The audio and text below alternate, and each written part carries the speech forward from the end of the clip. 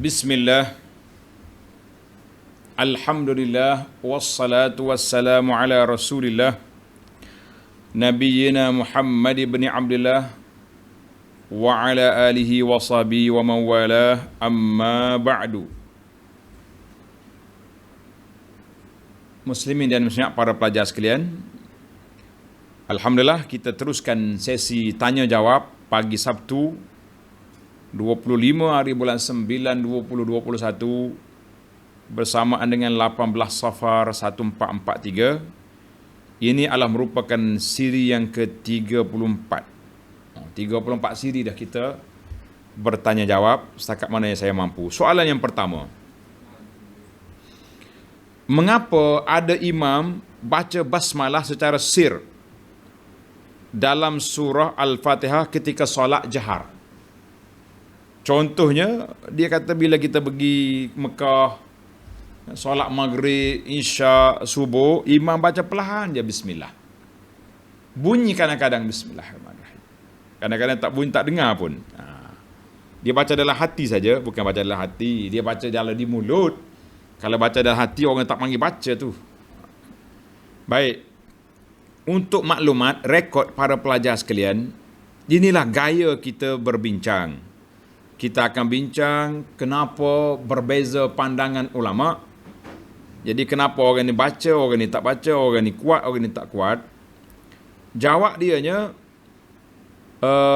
khilaf ulama, bismillah itu adakah dia salah satu daripada ayat daripada setiap surah ataupun tidak. Jadi ada mengatakan dia ni sudah pastinya salah satu daripada ayat, sebahagian daripada ayat suratul Namli, apabila Nabi Sulaiman tulis surat kepada Balqis, innahu min Sulaiman, innahu bismillahirrahmanirrahim. Lengkap bismillahirrahmanirrahim itu dalam ayat itu. Maka dia ditulis di awal surah selain daripada surah At-Taubah. Surah Taubah tak ada bismillah. Maka mazhab Syafi'i kata dia ni ditulis pada setiap surah. Hadis dianya hadis yang menyebut iza qara'tum alhamdulillahi rabbil alamin faqra'u bismillahirrahmanirrahim. Itu dari antara hujah lah. Dan para sahabat yang menulis Quran, mereka juga menulis bismillahirrahmanirrahim di awal surah. Cuma tak ada nombor. Yang ada nombornya dalam Fatihah saja. Tuan-tuan tengoklah. Jadi itu pandangan yang pertama. Zahabal jumhur min ahli ilha laisa min ayatil Fatihah. Ada juga kata bukan daripada ayat Fatihah, tapi dia daripada ayat suratul Namli. Maka tidak wajib dibaca dalam salat.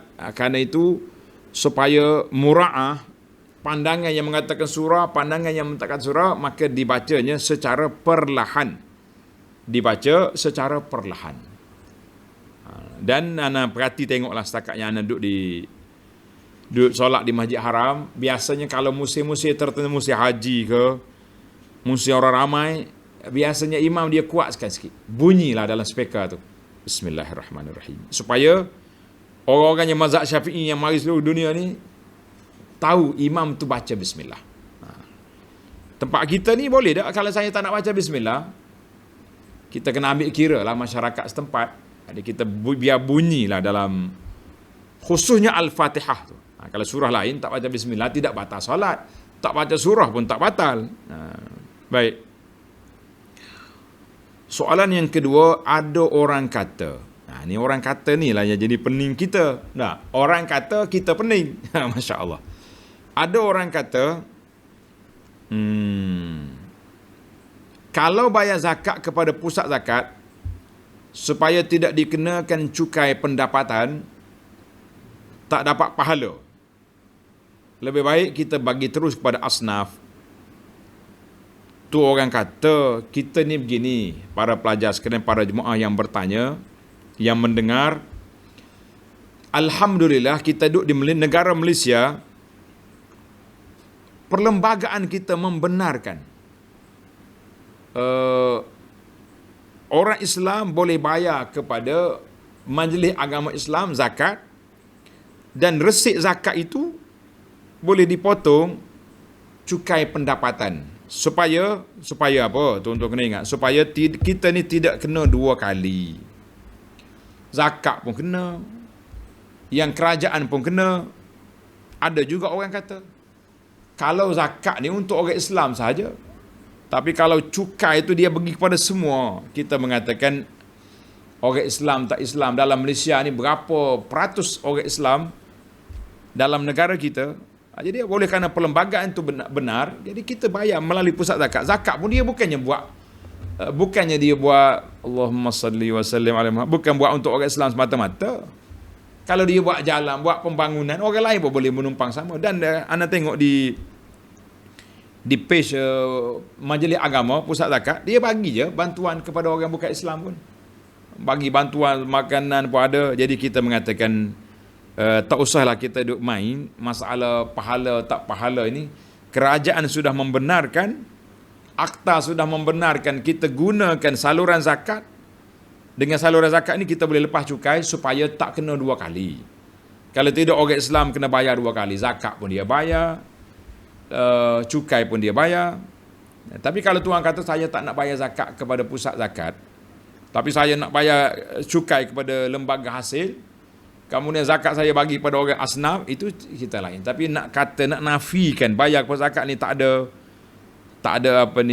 pahala, itu agak berat, agak berani dia punya kenyataan ni sebegitu. Baik, bayar je lah zakat. Tuan-tuan sudah ada kebenaran dari pihak kerajaan, kita kata alhamdulillah, kita boleh pahala. Kemudian kalau nak bayar juga hasil, bayar, tak ada masalah, dua kali. Soalan yang ketiga, adakah hadis atau mana-mana kitab yang menerangkan bahawa Nabi pesan tidak boleh meludah dalam toilet?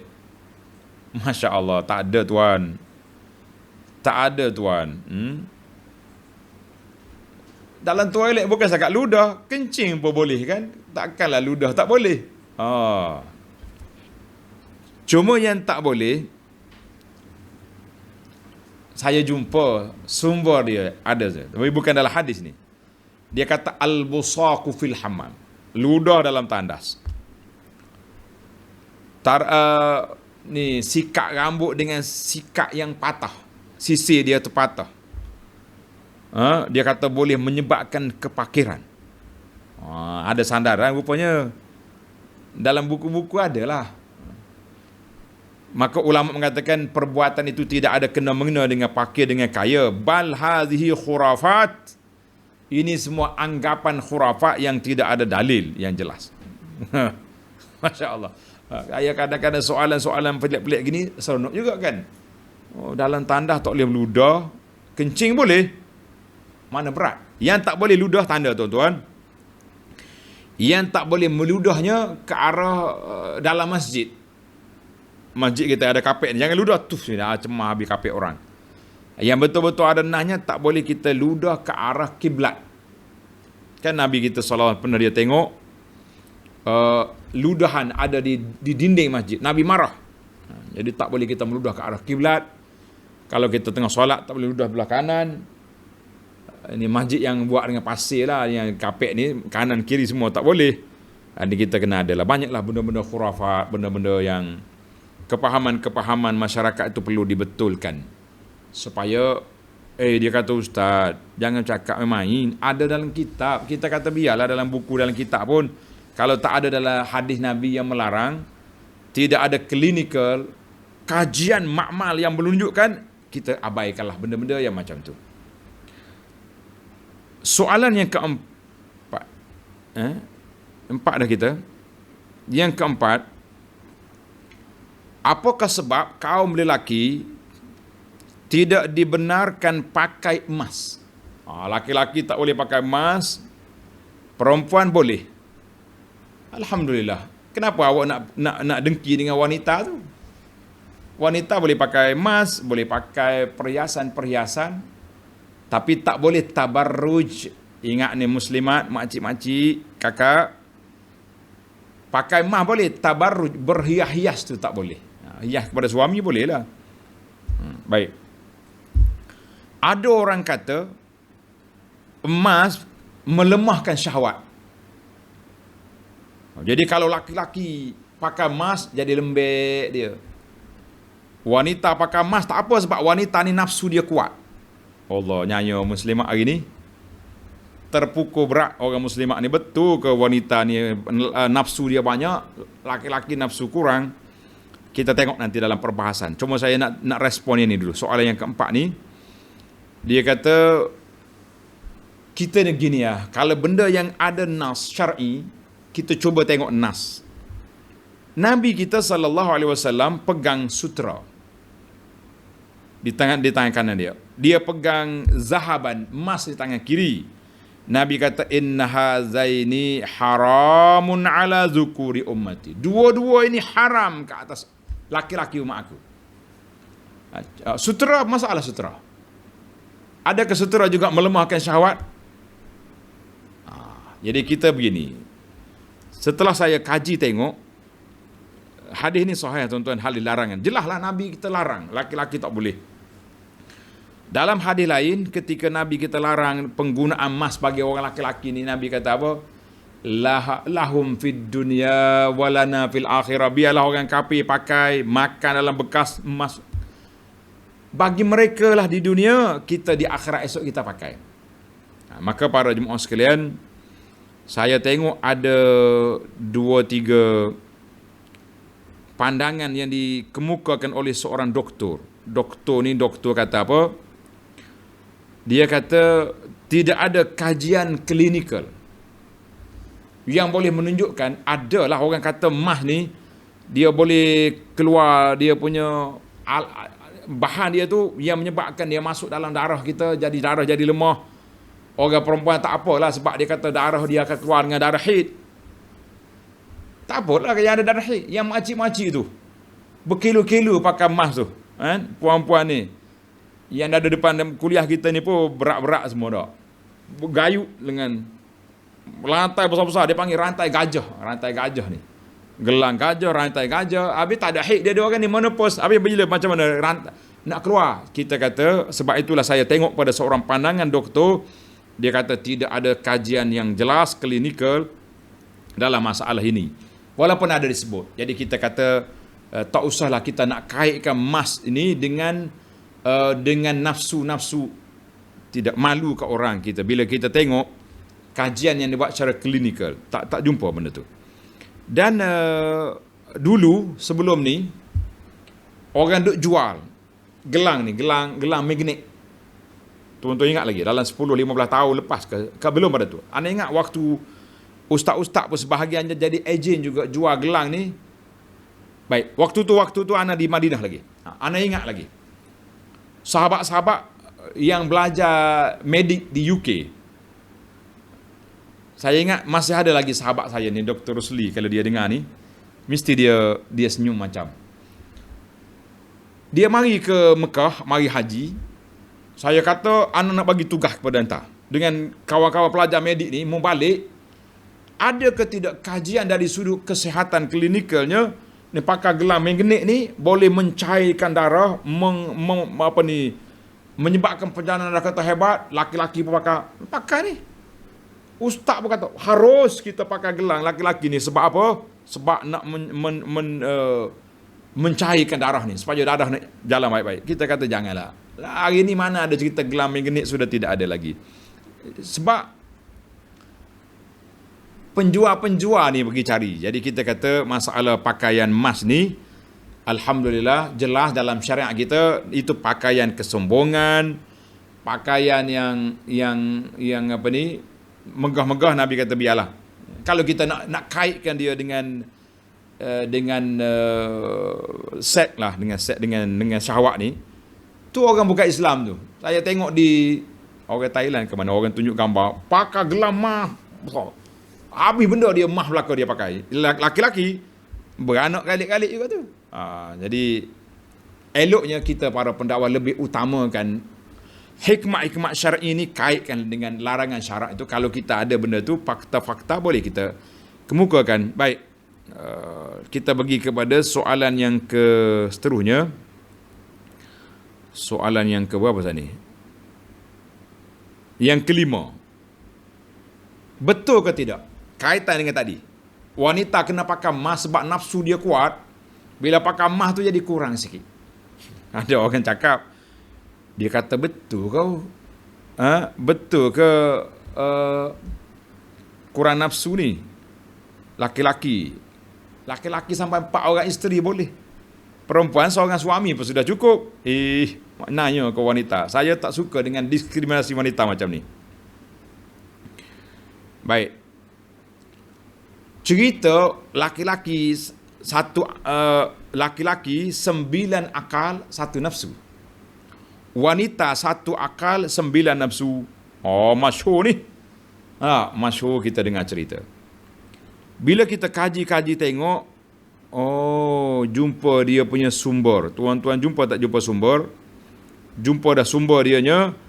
Satu masa, seorang ulama nama dia Al-Hasanul Basri. Ulama salafus soleh ni Hasan Basri nak pergi meminang Rabi'atul Adawiyah, wali wanita. Ia ni wali laki-laki. Wali sama wali nak kahwin. Pergi ya.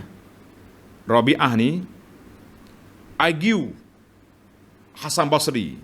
Timbullah cerita wanita 1 akal je 9 nafsu, laki-laki 9 akal 1 nafsu. Bila kita cek dialog di antara Hasan Basri ni dengan Rabi'ah Adawiyah, nampak tak logik. Tanda fakta. Hasan Basri meninggal dunia pada tahun 110. Hasan Basri meninggal dunia pada tahun 110. Rabi'atul Adawiyah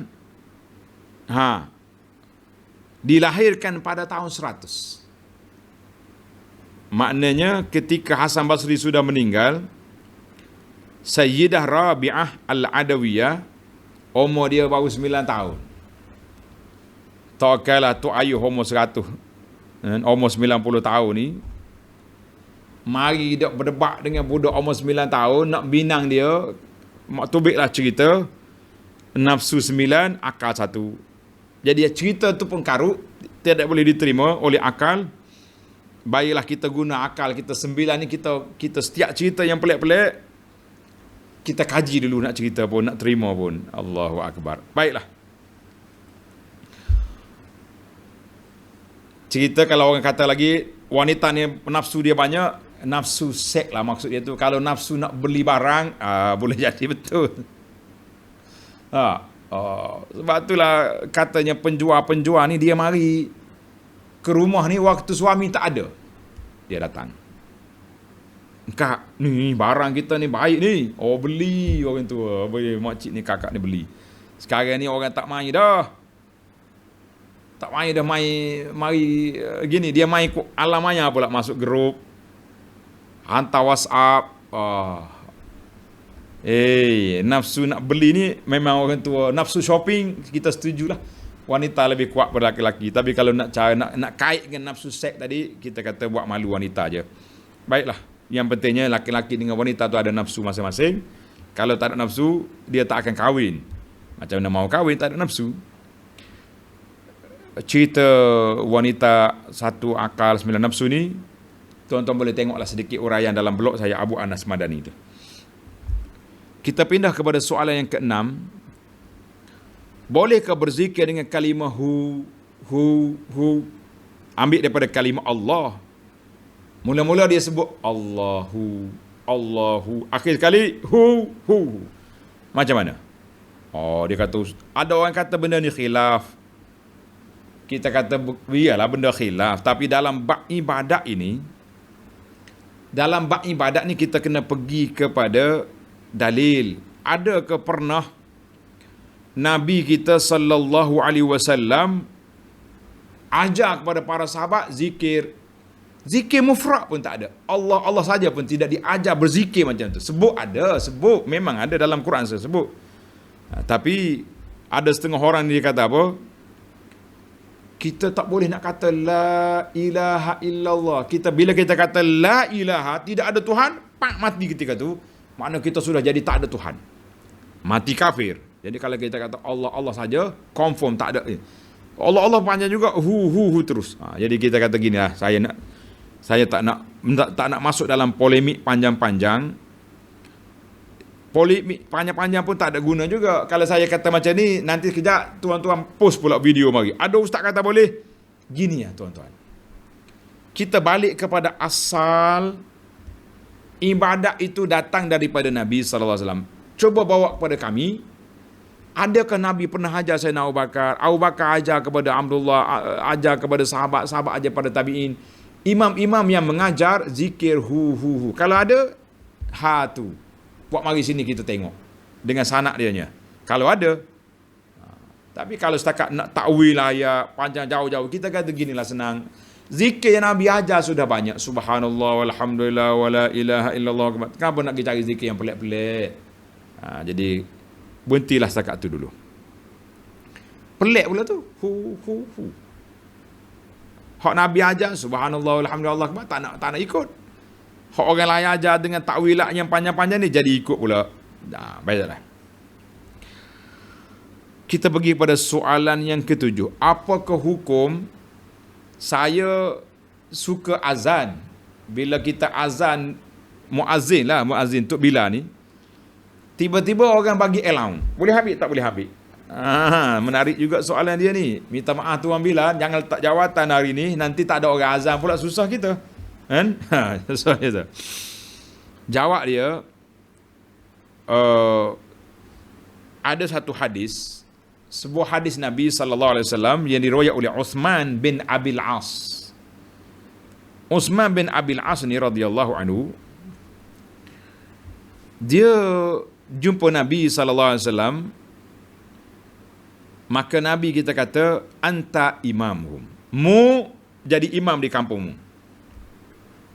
Waqtadi bi adhiyafihim, kamu jaga SOP mengikut orang yang paling lemah di kalangan kamu. Mana kalau orang tu ramai orang lemah, jangan baca panjang, jangan berdiri lama. Cukup sekadar baca Fatihah dan beberapa ayat cukuplah. Itu. Wattakhiz muazzinan, kamu lantik seorang muazzin la ya'khudhu ala azanihi ajra, yang tidak ambil upah untuk azan. Jadi kata di sahabat yang bertanya ni, dia kata saya pun tak nak ambil lah upah sebab apa? Sebab Nabi kata mu lantik orang jangan dia ambil upah. Macam mana nak faham hadis ini? Menarik juga soalan ni. Kan? Macam mana nak faham hadis ni? Jawab dianya, ulama mengatakan kita ada dua kategori. Ada kategori kita nak azan kita ambil upah. Itu dilarang. Maknanya mahmul ala man syarata ajran li hadzal azan. Aku nak azan tapi bagi upah. Adapun Bilal muazzin yang telah dilantik oleh pihak kerajaan dan diberi allowance daripada Baitul Mal, daripada duit-duit ni, tidak menjadi masalah. Sebab orang nak pergi azan, dia kena berhenti kerja awal. Dia pergi masjid awal. Orang tak datang, dia sudah datang. Sebab kalau tak datang, dia tak azan, orang tak mari. Maka banyak kerja-kerja dia terpaksa kena korbankan semata-mata untuk nak pergi awal ke masjid. Jadi para ulama mengatakan, la ba'sa, tidak masuk dalam larangan ini sekiranya dia dapat allowance dia daripada Baitul Mal, daripada pihak kerajaan, daripada pejabat agama, boleh je kita ambil. Tuan-tuan yang duduk kerja berazan ni, teruskanlah. Cuma kalau buat syarat, pakcik boleh azan? Boleh, RM10. Itu jangan bagi. Tak payah, aku azan sendiri. Mana kita kena faham lah konten dan konteks hadis tu. Wallahu alam. Jadi dia banyak kadang-kadang salah faham. Ada seorang kawan saya, dia tak nak jawatan imam. Saya tanya dia, kenapa? Dia kata, anak tak nak jawatan imam sebab imam menanggung semua kesalahan ahli qaryah. Saya kata, mana ada macam tu? Yang saya baca dalam kitabnya, imam menanggung kesalahan makmum dalam solat. Dia kata, aku tak nak jadi telaga buruk. Kenapa telaga buruk? Semua dosa makmum, dosa ahli qaryah atas kepala aku. La taziru waziratun wizra ukhra. Kalau imam sudah menjalankan tugas, kita tahu dalam kampung kita ni ada orang tak solat, ada orang macam ni, kita tegur, kita khutbah, kita nasihat, dia tak dengar juga, itu luar kemampuan kita. Cuma imam menanggung apa? Menanggung kesalahan makmum dalam solat. Sebab itulah makmum kalau belakang imam dia tak boleh sujud sahwi seorang dia. Kalau imam salah kita kena sahwi belakang semua. Ini maksud dianya. Jangan salah fahamlah. Alhamdulillah. Cuma larang hadis tadi larangan kalau kita bersyarak nak azan. Tapi kalau orang bagi elang je boleh ya, tak ada masalah insya-Allah. Soalan yang ke-8, saya ada memberi hutang kepada seorang, daripada awal saya niat nak menghalalkannya. Kalau nak halal kenapa bagi hutang, bagi sedekah lah. Tak payah bagi halal. Nak jadi sedekah. Jadi bagaimana saya ubah niat? Nak jadikan duit hutang tu jadi zakat. Kita kata tak boleh. Kalau kita bagi hutang kepada orang, kemudian kita bagi zakat, nak jadikan dia zakat, nak gugurkan hutang itu tidak boleh. Sebab dia balik kepada kita semula. Jawabnya tak boleh tukar chain niat, tak boleh. Kalau nak bagi sedekah, tak boleh nak tukar jadi zakat. Allahu Akbar. Baik, soalan yang ke-9. Jika puasa sunat Isnin Khamis terkena pada hari bid, ayyamul bid, hari putih, kita nak niat macam mana? Niat dua-dua ke niat berasingan? Kita kata niat satu pun tak apa. Sebab kalau sama-sama sunat muayyan ghair muayyan, boleh je kita kembarkan. Macam kita masuk masjid orang dah azan, tuan atau puan boleh je niat sunat qabliyah. Habis mana sunat tahiyatul masjid, automatik dia masuk di bawah tu. Sama juga bila kita niat puasa hari putih, kebetulan pada hari Isnin, dua-dua dapat. Dia panggil nurun ala nur. Kalaulah contohnya hari putih, hari Isnin ke hari Khamis, duduk pula dalam bulan haram, bulan Ashhurul Hurum, jadi 3 dapat. Alhamdulillah. Jadi itu dia panggil, ada kadang-kadangnya satu pahala tu bertingkat naik. Bolehlah. Cuma kalau kita nak kembarkan dengan nak niat puasa hari putih dengan niat puasa qada, bolehkah kita niat kembar? Jawabnya jangan niat kembar. Niat qada saja, tapi hari putih tu hari tu. Kan kita diminta puasa pada hari Isnin, menggalakkan puasa hari Isnin, hari putih. Maka kebetulan hari ni kita nak combinekan dengan kita niat qada. Jadi insya-Allah yang lain-lain itu tabaan, dia panggil tabaan. Tak payah niat saja aku qada puasa Ramadan hari putih hari Isnin lah. Satu je niat. Mana lagi? Soalan yang ke-10, tanda soalan yang 10. Bolehkah kita bagi salam masa ziarah kubur secara spesifik kepada ayah ke mak kita? Di sini dari sudut adabnya, Nabi kita sallallahu alaihi wasallam bila dia pergi ke kubur, Nabi kita ajar ziarah kubur secara umum. Assalamualaikum daraqaumil mu'minin. InsyaAllah bikum nahnu insyaAllah bikum lahiqun. Jadi Nabi kita bagi salam pun, Assalamualaikum ya daraqaum. Salam kepada kamu semua penduduk kampung ni. Cuma dalam perbahasan para ulama ahlus sunnah tentang orang kubur kenal ke tidak, tahu ke tidak kita pergi. Jadi ada yang mengatakan dia tahu, jasad dia tak ada dah. Ada jasad yang masih di situ, ada jasad yang sudah hancur, tapi ruh dia masih ada. Jadi kalau kita pergi kat kubur mak kita, kita masuk kubur, kita bagi salam umum, Assalamualaikum ya dakum ini. Kamu ni kita pergi kat kubur ayah kita, Assalamualaikum ya walidi, Assalamualaikum mak, boleh ya kita bagi. Tapi dia tak jawab. Kalau jawab begitu, kalau dia jawab kita lari. Lari balik jawab dia. Allahu Akbar. Baiklah, panjang cerita ni tentang orang mati dia tahu tak tahu kita pergi ke kubur. Dalam hadis yang diriwayat oleh Ibnu Abbas, ma min ahadin marra biqabri akhihil mu'min. Mana-mana orang yang lalu dekat kubur saudara dia mukmin, kana ya'rifu fid dunya, dia kenal atas dunia dulu, fasallama alaihi illa arafahu. Kita bagi salam dia tahu.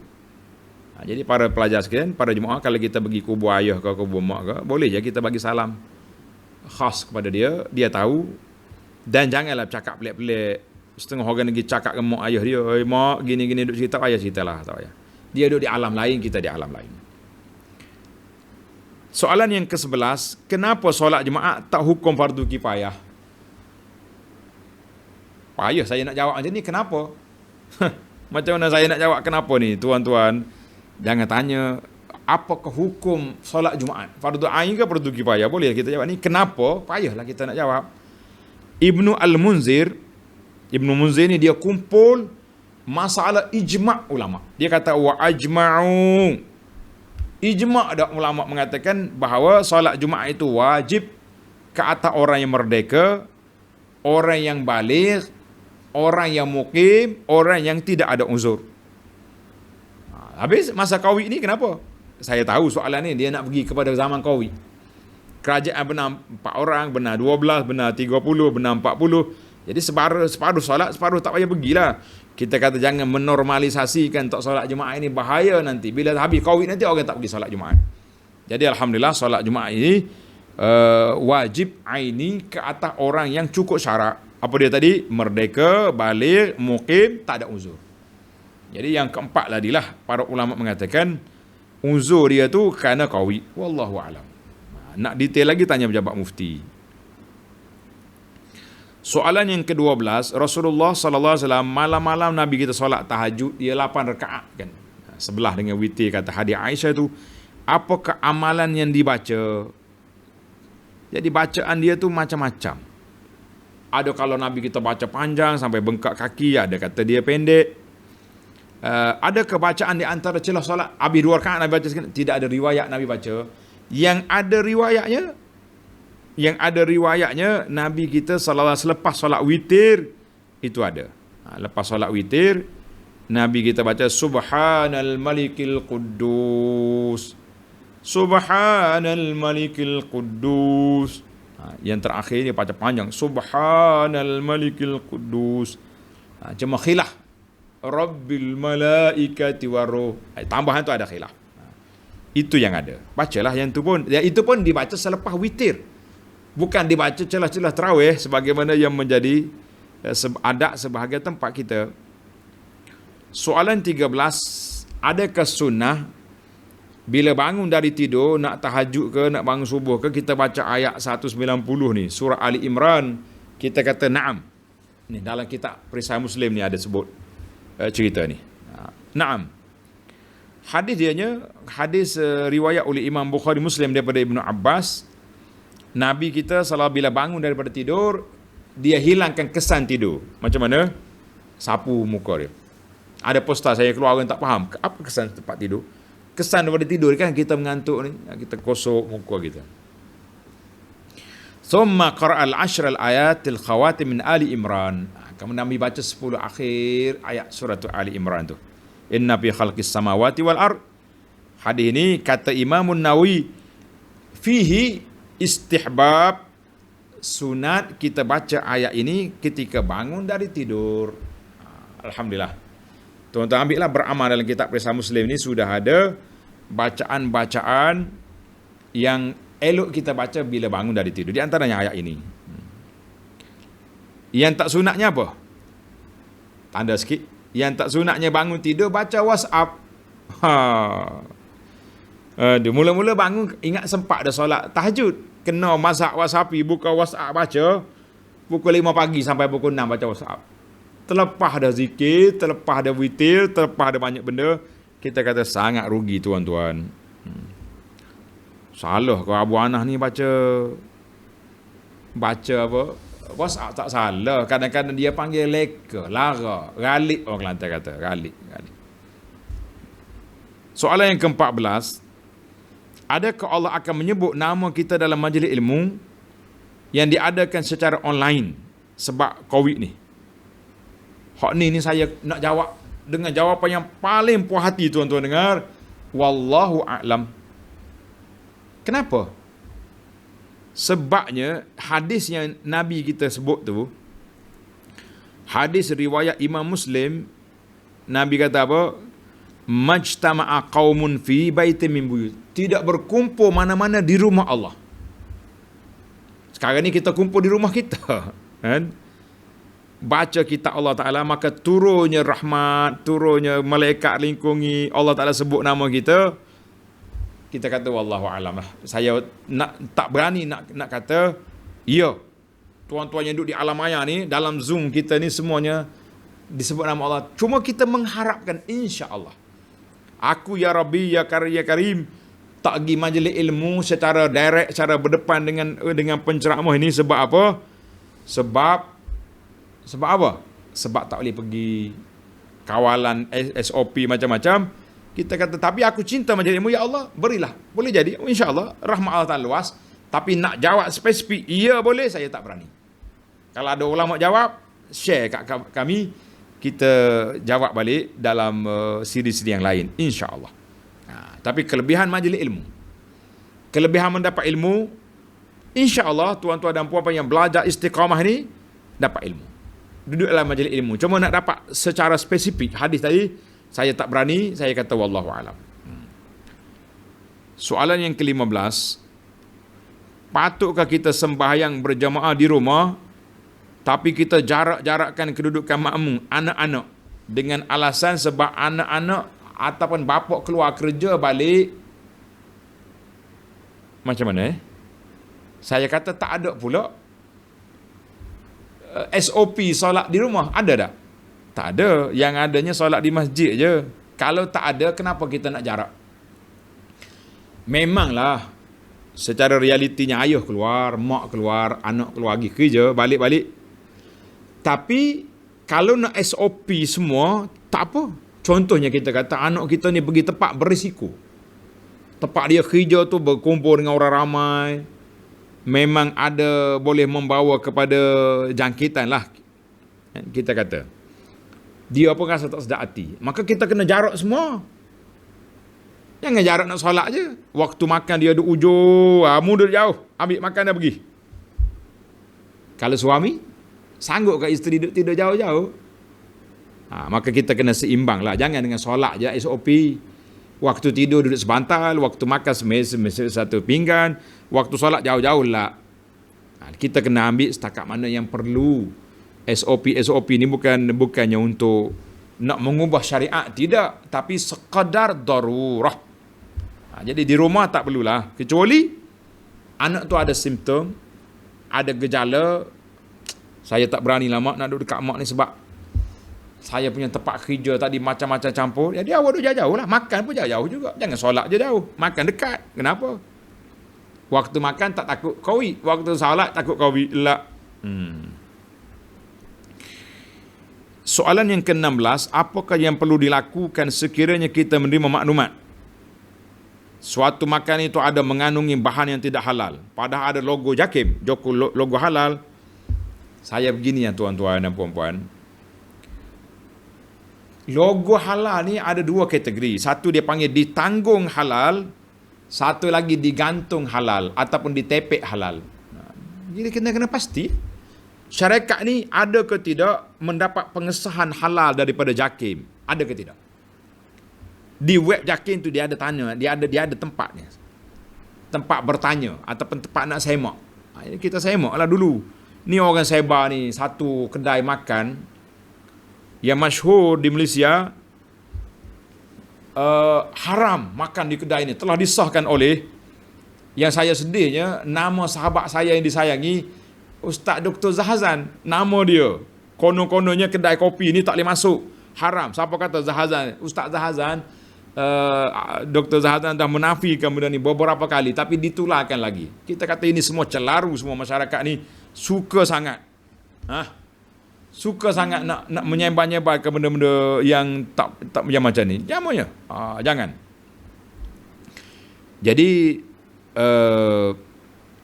kalau orang tular benda-benda tak betul, jangan mudah percaya. Jangan mudah tularkan. Ni kita percaya tak percaya, sebar habis grup.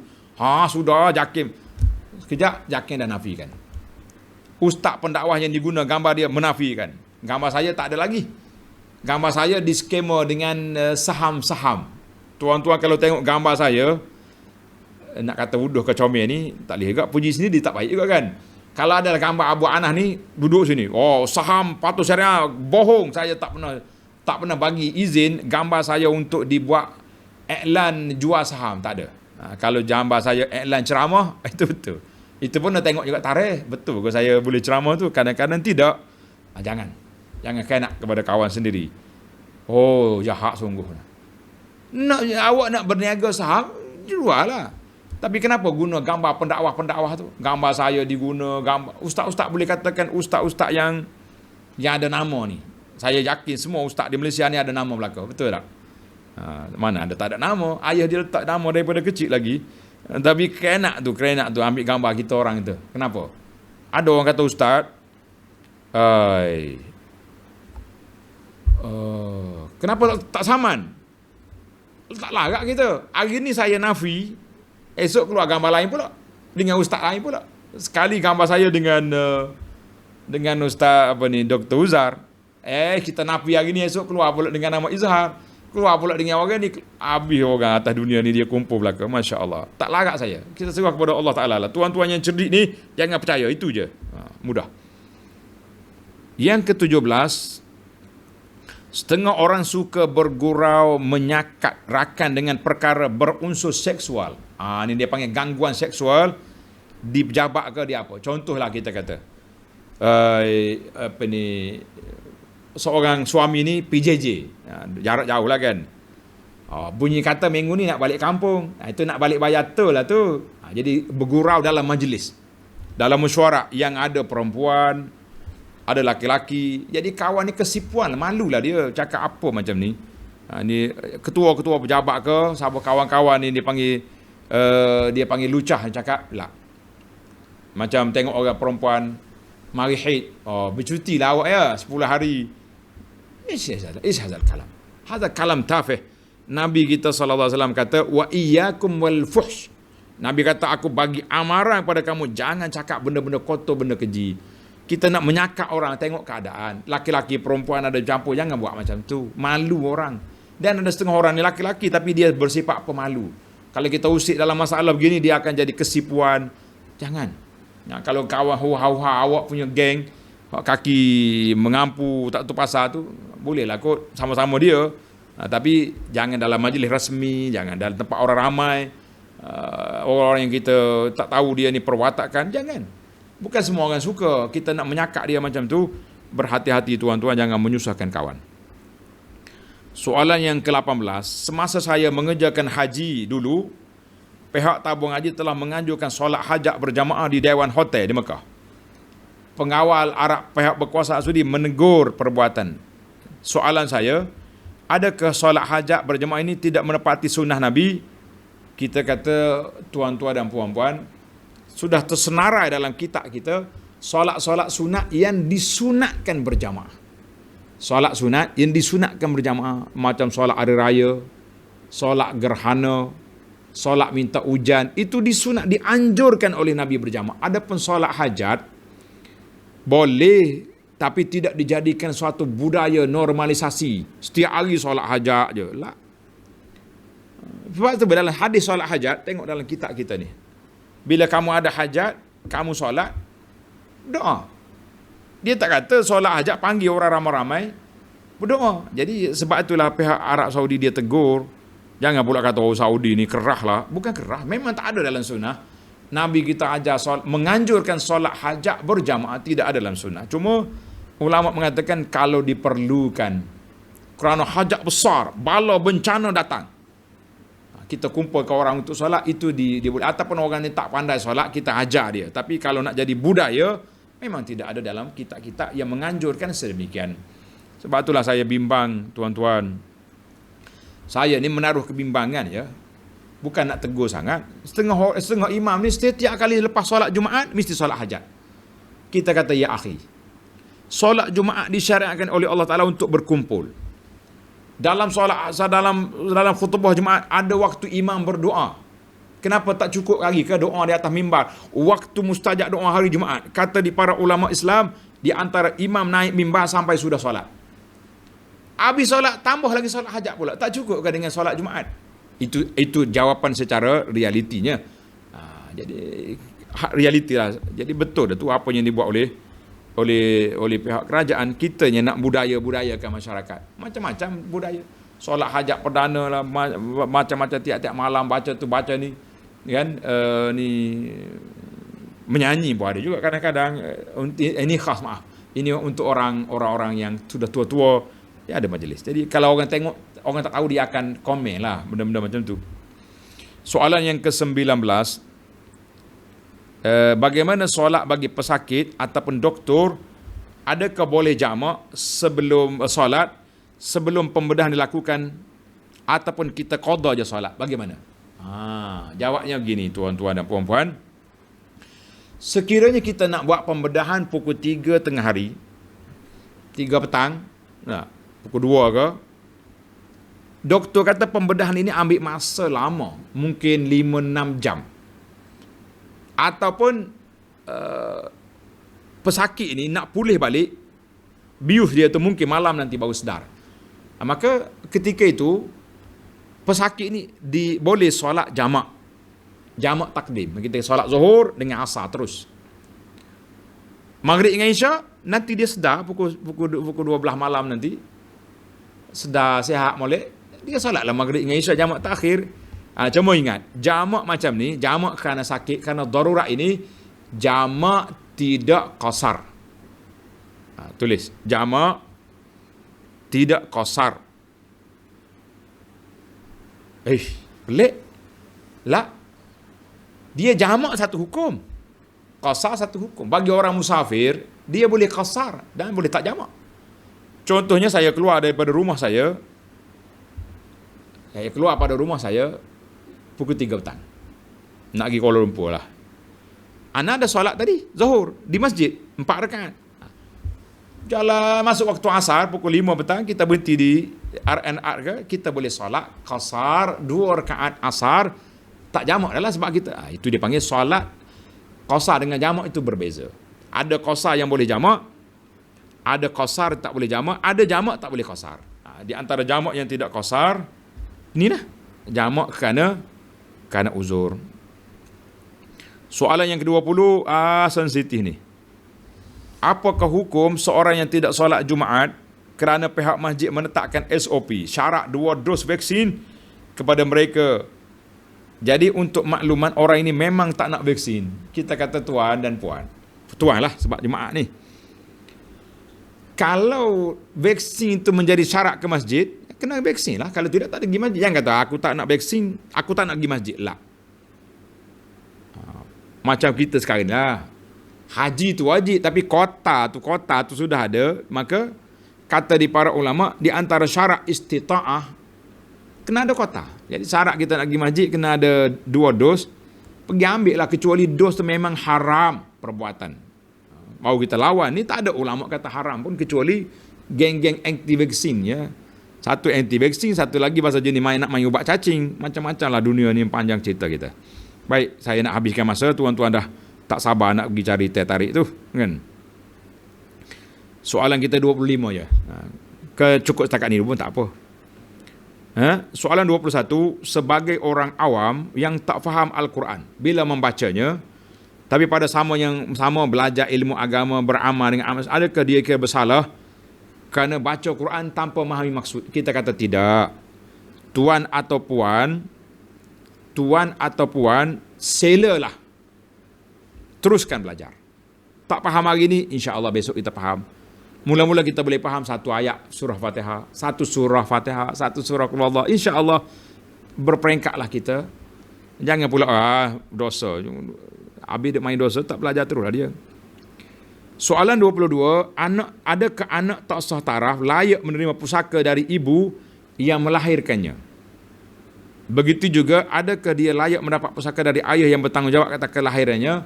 Jadi di sini para ulama kata anak tak sah taraf maksudnya anak zina. Jadi dia boleh pusaka daripada maknya, ayah dia tidak diiktiraf, tidak diiktiraf. Wallahu a'lam.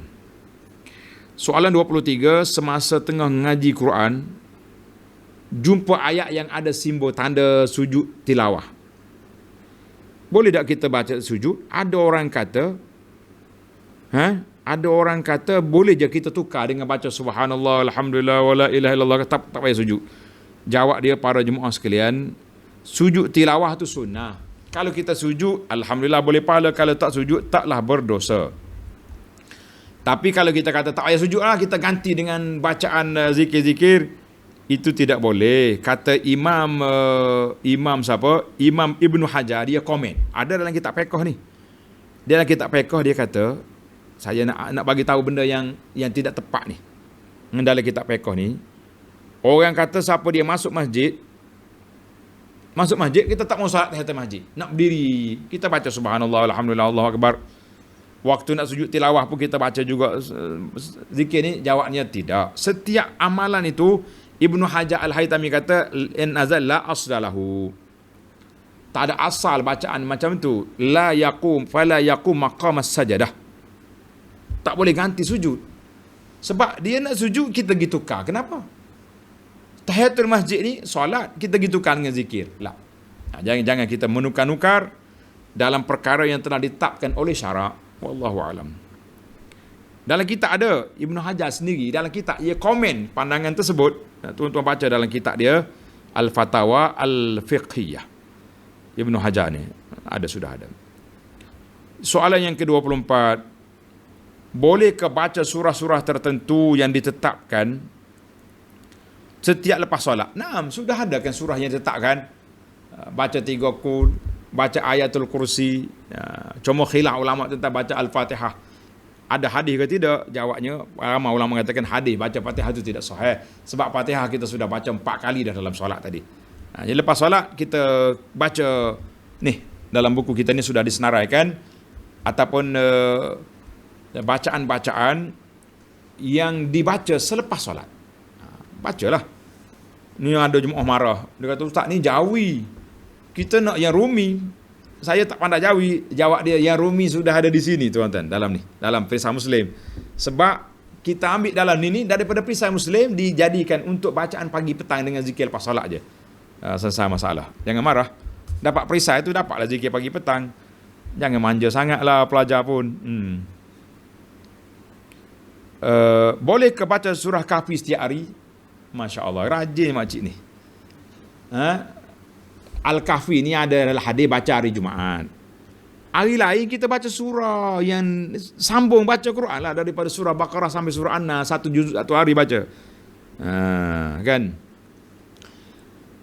Kecuali surah yang ditetapkan, macam surah Al-Mulk, baca setiap hari. Surah Sajadah boleh baca setiap malam. 3 qul baca pagi, baca petang. Ayatul kursi baca pagi, baca petang, baca lepas solat, baca nak tidur. Kita surah-surah yang ada kelebihan kita buat, yang tak ada kelebihan tertentu. Dia kelebihan sebab dia Quran. Bukan kata tak lebih, jangan salah faham. Cuma eloknya kita baca Quran daripada awal sampai ke akhir. Setiap hari 1 juzuk, setengah juzuk boleh kita beli. Soalan yang terakhir, fenomena baca Yasin dalam untuk semua perkara ni macam mana ustaz? Saya dah sebut dalam siri yang lepas. Hadis yang mengatakan Yasin 5 quri'alahu itu dipertikaikan kesuhaiannya oleh para ulama. Ada kata daripada asar sahabah. Maka kita kata tidak ada sandaran yang sahih, setiap benda kena Yasin. Jadi eloklah tuan-tuan, Yasin tu Quran. Tidak dinafikan, tidak diengkarkan. Yasin tu Quran. Baca dia ada kelebihan. Cuma setiap benda sakit ni baca Yasin, ni baca Yasin, baca ni. Kita kena nak menetapkan satu ibadat itu kena ada dalil. Barulah kita ada sandarannya, insya-Allah. Ni anjuran baca beramai-ramai online ni macam mana? Saya dah tegur beberapa kali dah. Sampai kena marah-marah dengan orang. Apa ustaz ni? Orang nak buat benda baik pun tegur. Kita kata kita soal nak benda baik, memang kita nak menggalakkan. Tapi ada ke anjuran itu bertepatan dengan sunnah ke tidak? Nak anjur lah tuan-tuan diminta supaya baca Yasin, baca Al-Mulk, tapi baca sendiri-sendiri. Tak perlulah kita duduk berzum-zum dengan dia. Ni sibuk ni. Sibuk ni. Ada setengah suami dia report, dia kata isteri dia ni duk sibuk sangat dengan anjuran-anjuran yang pelik-pelik. Sekarang ni macam-macam zikir keluar. Ni zaman bila mari grup dengan alamaya ni. Dulu tak macam ni. Grup Yasin. geruk zikir, macam-macam zikir. Yang penting zikir yang tidak maksud daripada Nabi sallallahu alaihi wasallam. Walaupun ulama tu kumpul daripada ayat Quran, daripada hadis, sebahagiannya sahih, sebahagiannya dikumpul, tidak jadi masalah nak kumpul. Tapi bila kita letak kelebihan, letak cara kaifiat, letak cara yang tidak diajar oleh Nabi, yang kita tegur. Jadi para pelajar sekalian, berhati-hatilah. Sudah banyak yang Nabi kita ajar, tapi kita pula pergi cari yang pelik-pelik. Sebab apa? Sebab nak musayarah, nak join dengan kawan-kawan. Kita kata bukan semua benda boleh join. Yang di-joinnya apa? Solat berjamaah, duduk dalam majlis ilmu. Tapi ada pun ibadat-ibadat personal, macam baca Quran, baca surah Al-Mulk, baca Yasin, baca Al-Kahfi, baca apa ni, buat masing-masing lah kita buat. Zikir-zikir. Jadi tak payahlah kita duk tafannun, duk mereka-reka, duk create dia punya grup-grup ni. Grup tu ada bagus, tapi untuk mengingatkan orang.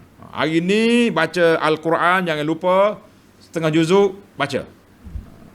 Tak payah kita buat grup baca Quran. Kalau kita nak grup baca Quran dengan anak kita, bolehlah. Contohnya anak kita duduk Kuala Lumpur, kita duduk di kampung, supaya kita tak mengantuk malam-malam. Itu setakat tu boleh. Tapi kalau nak jadikan acara-acara, saya kata janganlah kita duduk. Kita kena beza di antara adat dengan ibadat. Perbezaan di antara adat dengan ibadat. Dalam masalah adat boleh ya kita nak buat apa. Tapi dalam masalah ibadat, biarlah kita berpaksikan kepada dalil, sama ada Quran, hadis Nabi SAW, ataupun daripada asarus sahabah. Mudah-mudahan pintu kebajikan itu terkawal, tidak dibuka seluruhnya. Pintu kehidupan dunia boleh dibuat selagi tidak ada nas yang melarang. Wallahu alam. Cukuplah 25 soalan kita pada hari ini. InsyaAllah kita sambung lagi tanya jawab kita dalam siri yang akan datang, InsyaAllah. Tuan-tuan yang ada soalan boleh hantar. Soalan yang berulang tidak diutamakan. Boleh juga kita jawab, tapi tidak diutama sebab banyak lagi soalan. Dan satu lagi permohonan daripada admin, tuan-tuan yang puan-puan yang bertanya, tanyalah dengan bahasa yang penuh, jangan rengkah-rengkah, jangan kecek bahasa WhatsApp, tanya bahasa persuratan. Satu. Yang kedua, kalau boleh seorang tanya satu soalan lah dulu, kan? Dia seorang 5 soalan, kita peruntukkan 20 hingga 25 saja, mana seorang tu ya dapat. Wallahu alam. Yang tahu dah jawapan, tak payah tanya-tanya lah, kan? Buat menyusahkan orang lain nak tanya je. Jadi terima kasihlah di atas kesetiaan berada dalam majlis ilmu dan juga bersemangat untuk menuntut ilmu. Mudah-mudahan COVID ini hilang, kita dapat maklumat ilmu yang banyak untuk beramal. Subhanakallahumma wa hamdika, asyhadu an la ilaha illa anta, astaghfiruka wa atubu ilaik. Wa sallallahu ala nabiyyina Muhammad wa ala alihi wa sahbihi ajma'in. Walhamdulillahi rabbil alamin. Wassalamualaikum warahmatullahi wabarakatuh.